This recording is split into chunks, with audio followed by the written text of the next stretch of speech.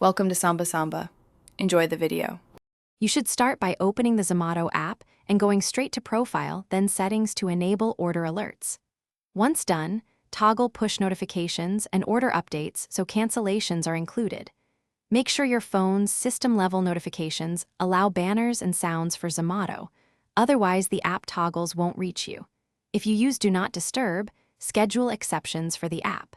This ensures the first line of delivery is active, so you get timely cancel alerts instead of missing them. Next, verify your account contact methods so multiple channels are ready. You should confirm the phone number and email on file, then switch on SMS and email order notifications. These act as backups if push fails. If Zomato supports WhatsApp or in-app messages in your region, enable them too because businesses sometimes push cancellations there. Once configured, place a small test order or watch a live order to see how each channel behaves, so you know which route will alert you fastest. Finish by testing and troubleshooting. Place a low-cost test order or simulate a cancellation and watch for alerts across push, SMS, and email.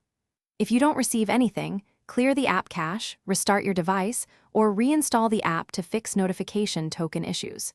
Make sure location permissions and background app refresh are enabled. These help timely delivery. If problems persist, contact Zomato support with your order ID and device model so they can trace notification logs. Thanks for watching. Consider subscribing if we helped you.